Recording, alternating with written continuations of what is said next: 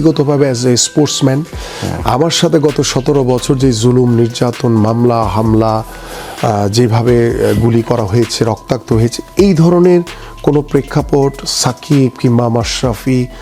ক্রীড়ামন্ত্রী হয়েই চমক, আমিনুল ইসলামের ঘোষণায় জাতীয় দলে ফিরছেন সাকিব আল হাসান। দর্শক, বাংলাদেশ ক্রিকেটে আবারও বড় এক নাটকীয় মোড়। দেশের ক্রিকেটের সবচেয়ে উজ্জ্বল তারকা সাকিব আল হাসান, যিনি দীর্ঘদিন ধরেই জাতীয় দলের বাইরে, অবশেষে ফিরছেন আলোচনার কেন্দ্রবিন্দুতে। 24 জুলাই গণ অভ্যুত্থানের পর জাতীয় দলে সাকিবের অনুপস্থিতি ছিল চোখে পড়ার মতো। তিনি চেয়েছিলেন বাংলাদেশের জার্সি গায়ে চাপাতে, দেশের মাটিতে দেশের প্রতিনিধিত্ব করতে, কিন্তু নানা বাস্তবতায় সেই সুযোগ আর হয়ে ওঠেনি। তবুও সময়ের সঙ্গে বদলেছে পরিস্থিতি। বোর্ড সভা শেষে বাংলাদেশ ক্রিকেট বোর্ডের মিডিয়া কমিটির প্রধান আমজাদ হোসেন সংবাদ সম্মেলনে বলেন, যদি সাকিব আল হাসানের অ্যাভেলেবিলিটি, ফিটনেস ও অ্যাক্সেসিবিলিটি ঠিক থাকে এবং যে ভেন্যুতে খেলা হবে সেখানে উপস্থিত থাকার সক্ষমতা থাকে, তাহলে বোর্ড বা নির্বাচক প্যানেল অবশ্যই তাকে পরবর্তী সময়ে দলে বিবেচনা করবে।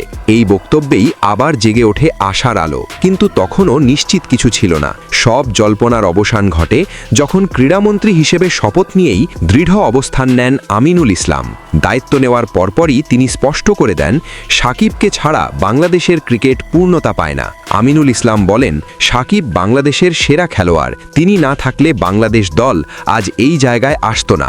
অনেক দেশ আছে যারা বাংলাদেশকে না চিনলেও একমাত্র সাকিব আল হাসানকে চেনে, এটাই প্রমাণ করে তিনি কত বড় খেলোয়াড়। ক্রীড়ামন্ত্রী আরও নিশ্চিত করেন, সবকিছু ঠিক থাকলে আসন্ন পাকিস্তান সিরিজ দিয়েই জাতীয় দলে ফিরবেন সাকিব আল হাসান।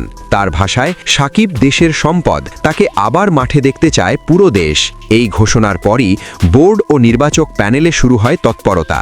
সাকিবের ফিটনেস, অ্যাভেলেবিলিটি ও অন্যান্য আনুষ্ঠানিকতা দ্রুত যাচাইয়ের নির্দেশ দেওয়া হয়। ঘোষণার পর সামাজিক যোগাযোগ মাধ্যমে উচ্ছ্বাস, মন্ত্রী হয়েই মাস্টার স্ট্রোক, সাকিব ফিরছে মানেই বাংলাদেশ শক্তিশালী। দর্শক, ক্রীড়ামন্ত্রী হিসেবে দায়িত্ব নিয়েই আমিনুল ইসলামের এই সাহসী অবস্থান বদলে দিল সাকিব আল হাসানের ভাগ্য। এখন পুরো দেশের একটাই অপেক্ষা, পাকিস্তান সিরিজে ফিরে এসে কি আবারও সেই পুরনো ম্যাচ উইনার সাকিবকে দেখা যাবে? আপনার মতামত কমেন্টে জানা দিন।